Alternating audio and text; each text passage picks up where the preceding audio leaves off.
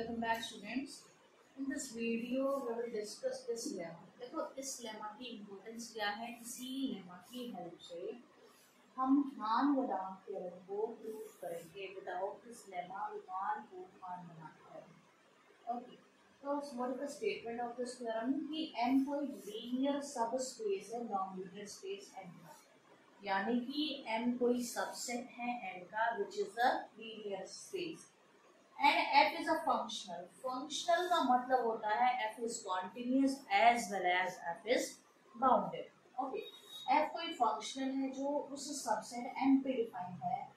X naught एक ऐसा vector लिया जो M के अंदर नहीं है और M और उस X नोर की यूनियन से मैंने एक M नोर बनाया और वो स्पेस क्या है, M और X नोर से स्पैन है. तो जो फंक्शनल F पे था, सॉरी M पे था F, वो फंक्शनल आप F नोट तक एक्सटेंड कर सकते हो.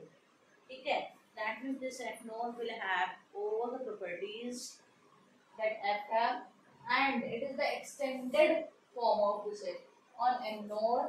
और इस तरीके से आएगी कोई एक्सटेंशन कि दोनों की नॉर्म क्या होगी, equal. Okay, this is the statement of this lemma. इस लेमा को प्रूव करते हुए देखो, आपके पास जो नॉन लीनियर स्पेस है वो रियल नॉन लीनियर स्पेस हो सकता है, that is complex non linear space. Okay, it can be real और it can be complex also. तो पहले हम सारा काम जो है वो रियल के लिए करेंगे और रियल में भी हम काम कैसे करेंगे, एक बार एक general idea will give you and then we will start our. Real non linear space के अंदर सबसे पहले मैं अपने एफ फंक्शन को डिफाइन करूंगी. After that I will define my F naught. Okay, and you know कि अगर आपके पास टू सबसेट्स हैं या you can say two sets हैं and you want to show कि both of them are equal, तो व्हाट यू शो कि A is contained in B and B is contained in A. By combination of these two you can say कि both are equal to each other. Okay, same thing here I will use. I will show कि norm of F is less than equal to norm of F node and norm of F node is less than equal to norm of F. Okay, उसके बाद हम complex linear space को लेकर भी same वो करेंगे, same proceed करेंगे. So case 1 I am making,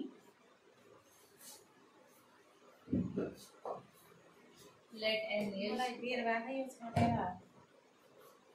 real non linear space. N क्या है, एक रियल नॉन लीनियर स्पेस है. Okay, now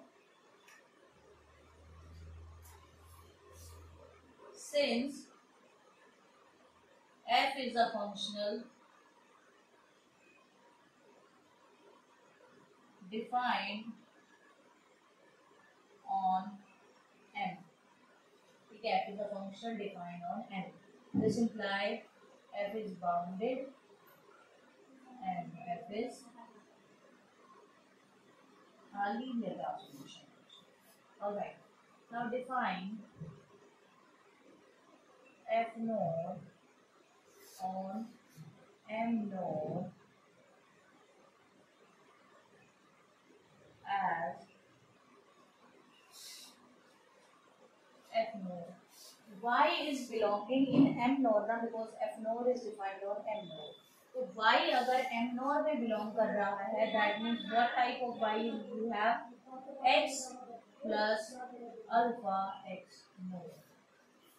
X plus alpha X node. ठीक है, तो यहाँ से क्या आएगी, F not X plus alpha X node. और ये कैसे ओपन होगा, देखो F node X plus F node alpha X node, which is F node X is F of X plus alpha R node. This is the value of F node Y. Alright, clearly F node is linear and for X belonging to M node, what you have, F node over x, it will be f naught x plus 0 dot x naught. This will be f naught x plus यहाँ से 0 f naught x naught. This will be x f of x. Okay, for x belongs to x naught, what we have f naught is equal to f of x. All right. Now we will show let norm of f manually 1. Okay. Now we will show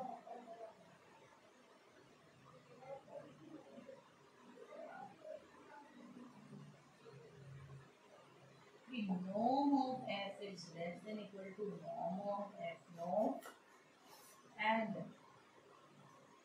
norm of f naught will be less than equal to norm of f.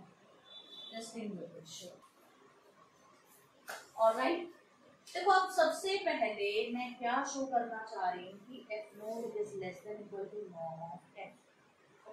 मैं ये चीज show करना चाह रही हूँ. अब इससे पहले वाली वीडियो में मैंने आपको नॉर्म की डेफिनेशन बताई थी. क्या होती है इसकी डेफिनेशन?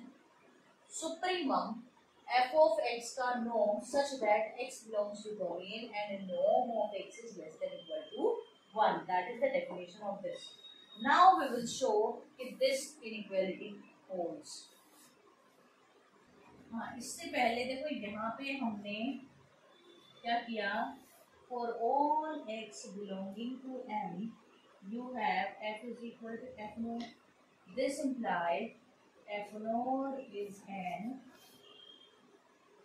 extension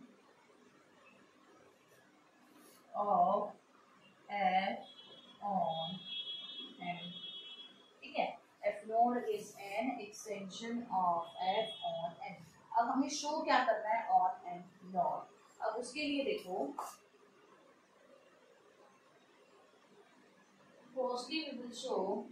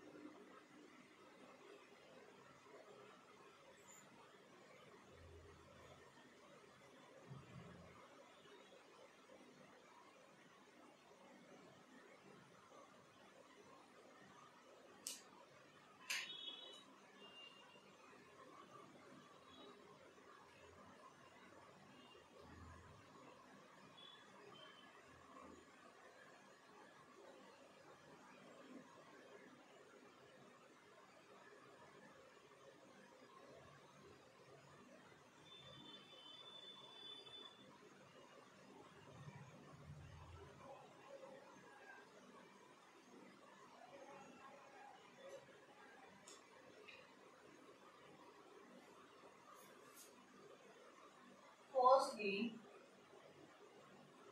will show कि f naught is less than equal to norm of f. अब देखो norm of f by definition अगर हम प्रोसीड करें, norm of f क्या होती है? Supremum over f of x such that x belongs to n and norm of x is less than equal to 1. तो ये वाली जो कंप्लीट नॉर्म होते हैं या तो 1 के इक्वल आती है सुप्रीमम की वजह से या 1 से छोटी आएगी. तो कैन आई राइट सुप्रीमम होने की वजह से x की norm less than equal to 1 है, तो सुप्रीमम क्या आएगा? हमेशा 1 आएगा. That means it will be 1. Now, for x belonging to M, for x belonging to M and alpha belonging to R, I want to show कि f of f naught x plus alpha x naught ये वाली norm less than equal to be x plus alpha x naught. That means I want to show कि this is the boundary limit transformation. Okay, क्योंकि f के पास f जो है वो functional है, ठीक है? That is bounded and linear transformation. f naught पे हमें सारे काम करें, तो name it as 1. If I want to take this norm, तो मुझे क्या करना पड़ेगा? माइनस ये शो करना है तो मुझे क्या करना पड़ेगा? Alpha x naught less than equal to, here ना it is modulus. Okay, here this is modulus and here it is norm. ये इक्वालिटी शो करनी है तो ये I am writing this again. तो it will be, if I remove this modulus, it will B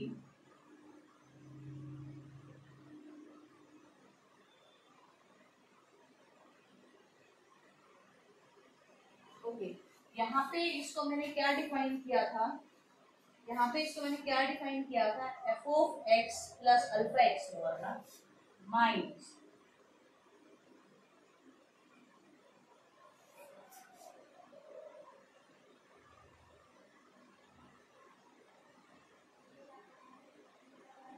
ये define किया था.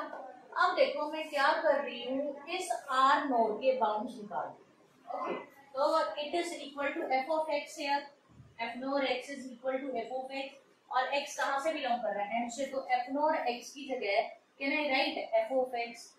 Okay, तो it will be f of x, I am shifting that f naught x in this side, तो ये क्या होगा, minus f of x minus norm of x plus alpha x naught less than equal to alpha r naught less than equal to r x plus alpha x naught minus f of x. This is your inequality. अब देखो मुझे इस r node के bounds निकालने हैं. In the last I will take दिखाए, तो r node के लिए मुझे अल्फा को रिमूव करना पड़ेगा. Now cases बनाते हैं. There are two cases basically. First one is alpha 0 and second one is alpha non-zero. If alpha is non-zero, then either alpha is positive or alpha is negative. Alpha positive है और alpha कैसा है, negative है. तो alpha अगर 0 हुआ तो ये inequality अपने आप होल्ड कर जाएगी. ठीक है. If alpha is equal to 0, then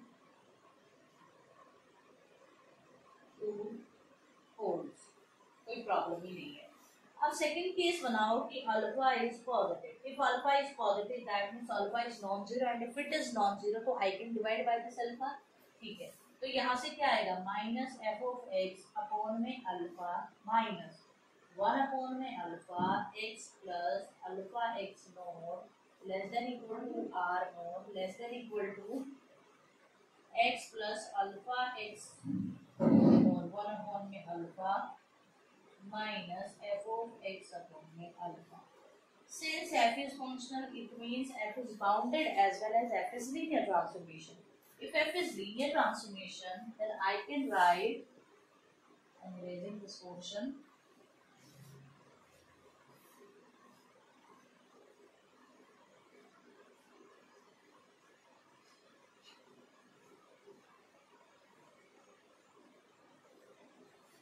I can write it as minus f of x upon में अल्फा. ठीक है, माइनस x अल्फा पॉजिटिव है तो plus alpha x naught upon में alpha less than equal to r naught less than equal to x plus alpha x naught upon में alpha. ठीक है, minus f of x upon में alpha. This is your inequality. Name it as 3. अभी देखो alpha positive हो या negative हो, non zero होने की वजह से दोनों ही केस में inequality will be same. Okay, third case ले रही हूँ मैं कि alpha is negative. Alpha is negative.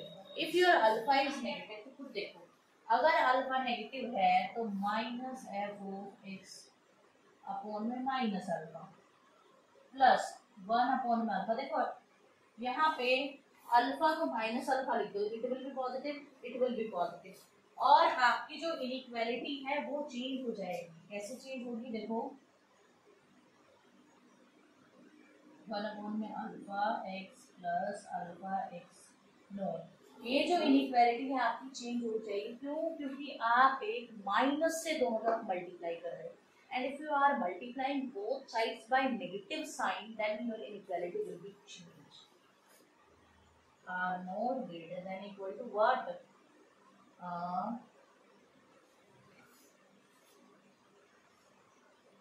Minus 1 upon alpha x plus alpha x more. You can write minus like this.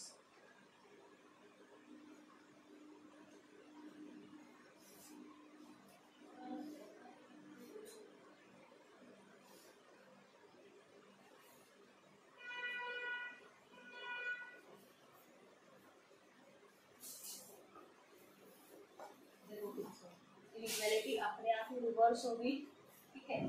जैसे ही इनइक्वालिटी आपकी रिवर्स हुई, there is a difference of minus sign होगा,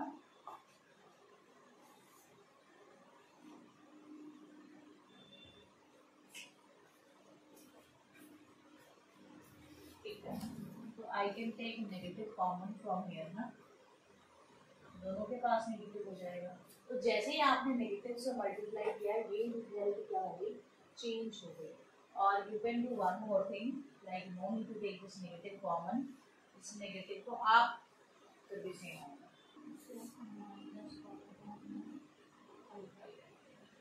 Okay, because we are doing multiplication with minus alpha na, it will be like this. So 3 and 4 both equations are same. Alpha पे dependency खत्म हो गई, alpha positive number हो या negative number हो, equation will be same. Now let x1, x2 belongs to n, ठीक है, such that f of x1 minus f of x2, it will be f of x1 minus x2, it will be less than equal to f of x1 minus x2, and this, since it is bounded, so it will be less than equal to norm of x into norm of x1 minus x2. अब norm of f क्या है, supremum की definition लगाओगे तो norm of f will be equal to 1, so it will be x1 minus x2. All right, is equal to 1 now. Now introduce, देखो x1 minus X naught plus X नोर minus x2, मैंने x naught को add and subtract किया, तो X naught x1 plus X naught को combine किया minus X naught plus x2 को combine, it will be less than equal to x1 plus X naught plus X naught plus x2। तो यहाँ से देखो what I want to do is f of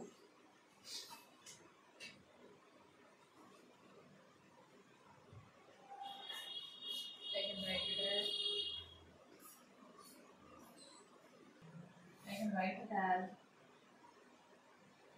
इसको इधर shift किया, ये less than equality इसको राइट साइड शिफ्ट किया,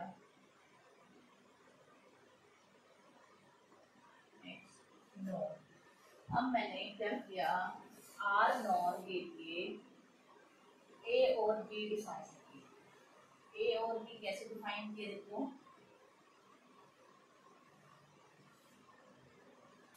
late A is equal to, what is A for me, supremum norm of this f of x minus x1 plus x naught such that x belongs to n. I define b as infimum f of x plus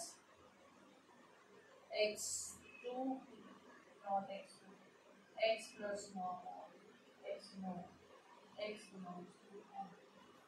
Clearly from here you can say a is less than equal to b. Okay, why it is less than equal to b? Because of this negative and positive sign it is happening. कि a जो है वो b से छोटा है. Let us define a less than equal to r nor less than equal to b.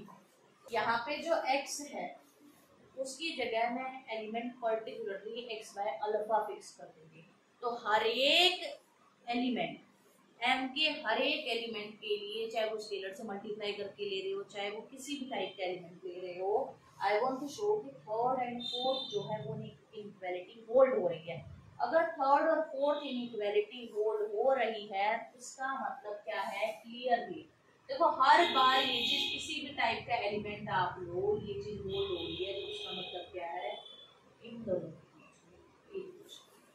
f nor is less than equal to norm of f। Alright, how I am concluding, मैंने कुछ elements पे काम करके दिखाया, alpha पे cases बनाए, उसके बाद मैंने सुप्रीमम डिफाइन किया, इन्फीमम डिफाइन किया। After that what I did, I just take some different elements of m and मैंने शो किया कि ये इक्वालिटी हर बार सेम ही रहेगी। इसका मतलब क्या है कि f नोन की जो नॉर्म है वो less than equal to of f।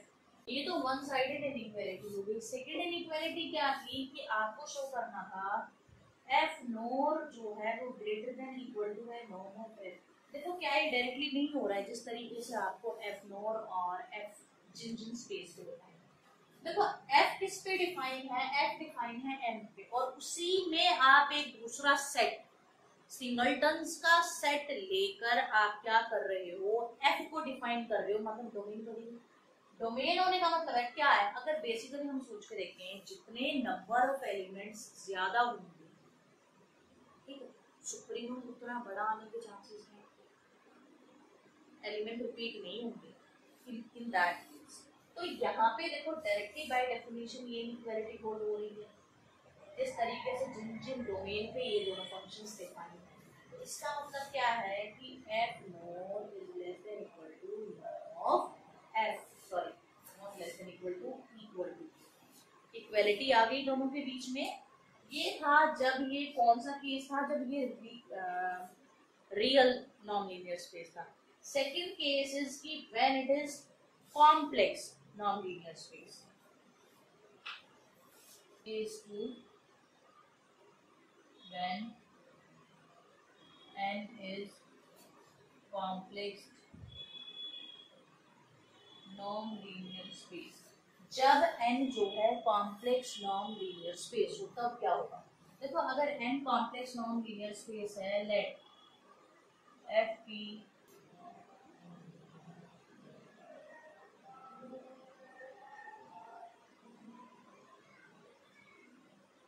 Complex value का मतलब है कि आंसर एक कॉम्प्लेक्स नंबर भी आ सकता है, such that f of x किस पे मैप होगा, gx plus iota h, ठीक है।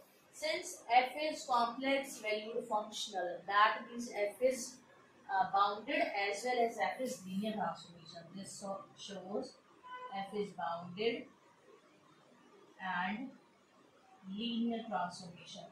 If f is bounded and linear transformation, then as we know कि अगर आपके पास कोई कॉम्प्लेक्स नंबर होता है तो वो कॉम्प्लेक्स नंबर जो है उसका रियल पार्ट पूरे कॉम्प्लेक्स नंबर के मॉड्यूलस से छोटा होता है। Like if you have z is equal to x plus iota y, तो norm of z it will be always greater than equal to x and it will be always greater than equal to y के से भी बड़ा होगा, always this holds.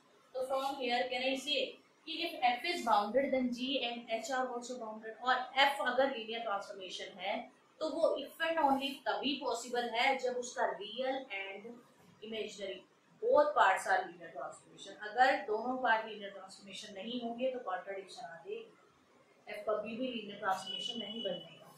तो this imply g and h both are bounded and linear transformation। Okay, इसका मतलब क्या है कि g और h दोनों ही कैसे आ गए, फंक्शनल आ गए आपके पास। This imply g and h both are functional। now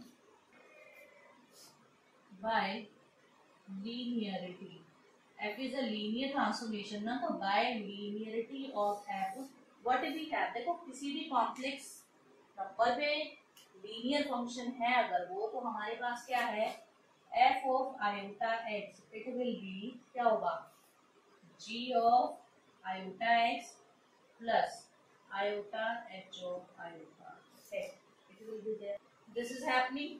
अब देखो यहाँ से मैं क्या लिख सकती हूँ, this imply g of iota x plus iota times h of iota x, it will be equal to, since g is a linear transformation, so it will be g of x minus h of x। अब यहाँ से just tell me one thing, अभी यहाँ पे real part था gx, imaginary part था H X, but यहाँ से क्या आया, what is real part, equating real and imaginary part, from there what you gate,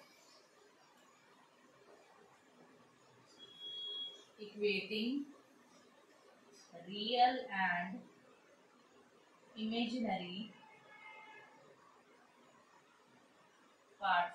तो क्या मिलेगा, इमेजिनरी और रियल पार्ट को इक्वेट करने पे आपको, see this is the real part of this function, it is the imaginary part, तो इस ये किसके इक्वल होगा, इसके, this imply g of iota x it will be equal to minus h of x, and h of iota x, this is the complex part of this quotient, it will be equal to g of x.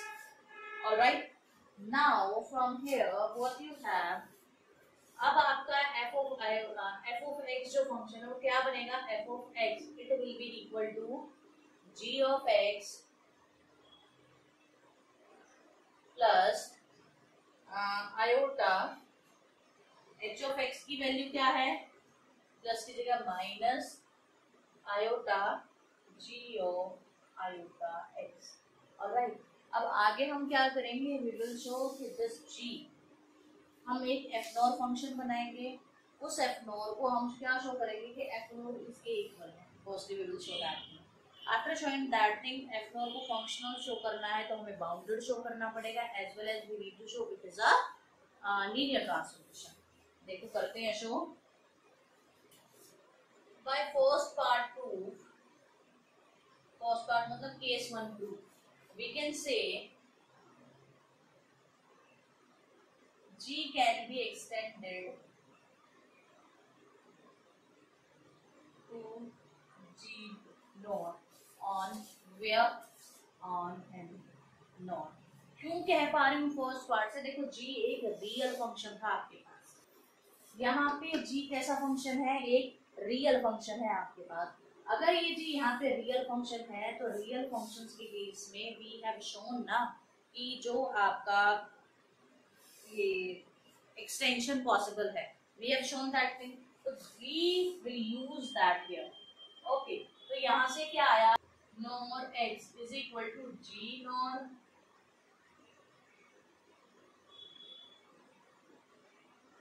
x minus iota g naught iota x and no.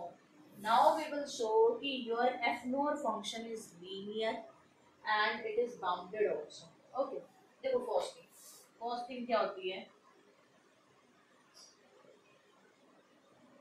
Linear show कर रहे हैं आप,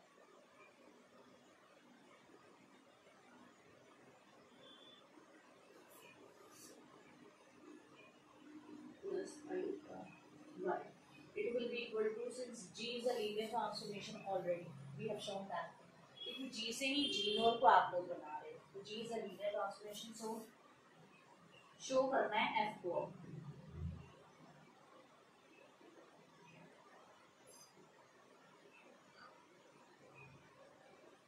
So I will combine these two and these two. From first and third I can say f nor x.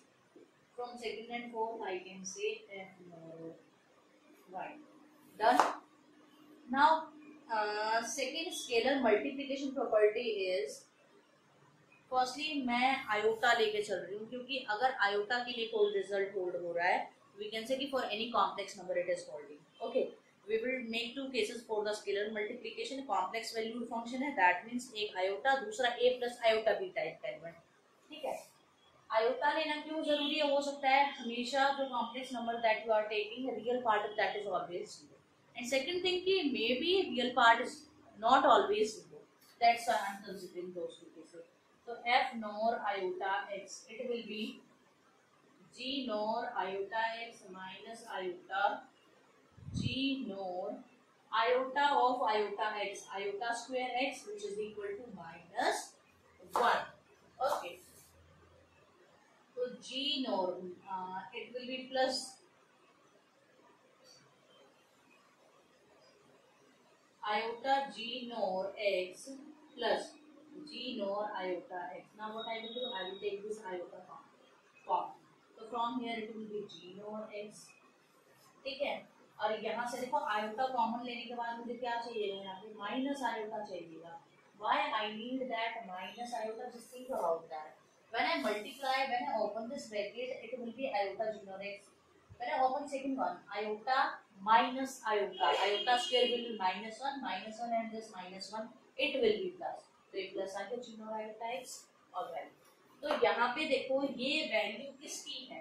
From here it is f naught of x and here it is iota.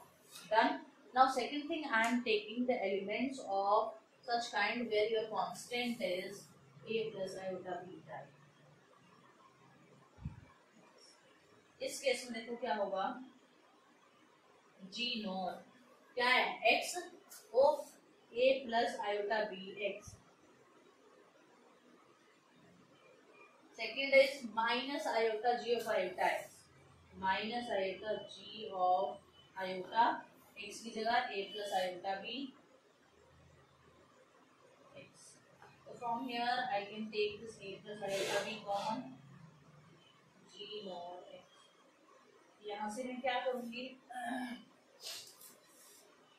देखो it is your choice, you can open it explicitly or directly you can write. From here also your a plus iota b will come common and g of iota x. तो ये फिर से क्या बन गया, a plus iota b type and here it is f naught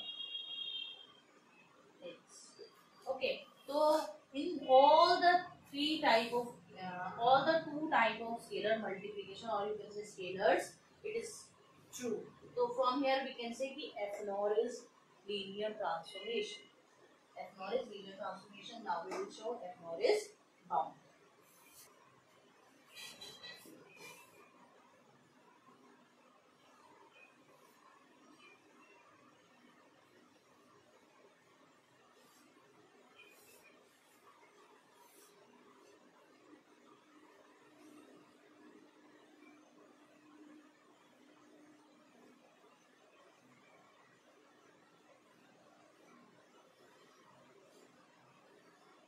Let x belongs to n such that, देखो polar coordinate की help से हम इस चीज को शो करेंगे, r e की power iota theta and considering polar coordinate to show this result. All right, so it will be mod of f naught x, it will be r e की iota theta. इसको हम separate कर सकते हैं, we can separate this modulus, तो f naught x it will be equal to mod of r into e की iota theta का mod. R is always positive, so we can remove this. So it will be R. E की power iota theta is under root cos modulus of e की power iota theta is under root cos square theta plus sin square theta which is 1. तो यहाँ से ये क्या आया,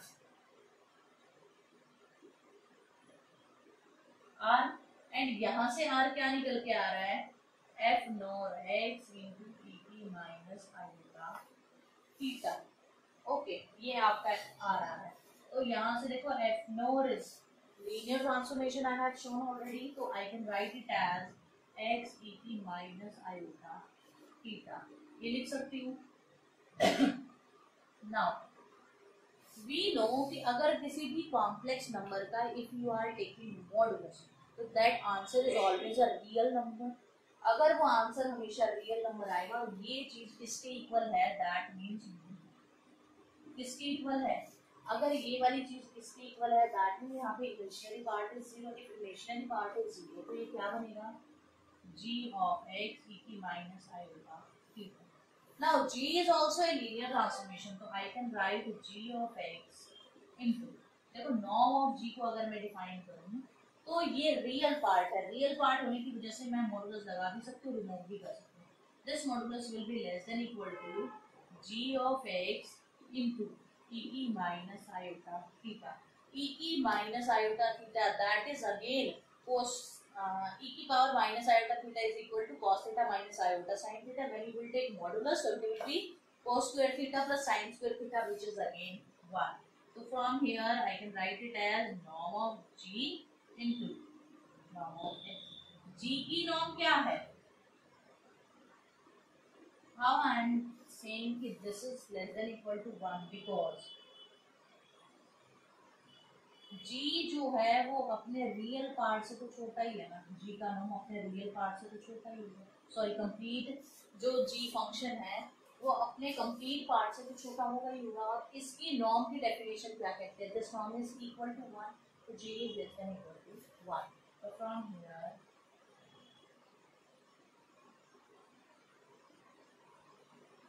F naught is not so completely. F naught को हमने bounded भी शो कर दिया, लीनियर ट्रांसफॉर्मेशन भी शो कर दिया, तो यहाँ से एफ नॉट क्या बन गया? फंक्शनल बन गया। This shows that F naught is functional. Now, taking supremum for all those x whose norm is less than equal to 1, तो यहाँ से देखो f नॉट x, ये जो डेफिनेशन है supremum for all those x less than equal to 1, ये किसकी definition है? नॉर्म ऑफ f की डेफिनेशन है ना। क्या है नॉर्म ऑफ f की डेफिनेशन? देखो यहाँ पे अगर मैं इस चीज को लिखना चाहूंगी तो I would write supremum f of x such that x belongs to n and norm of x is less than equal to 1. This thing I will mention there.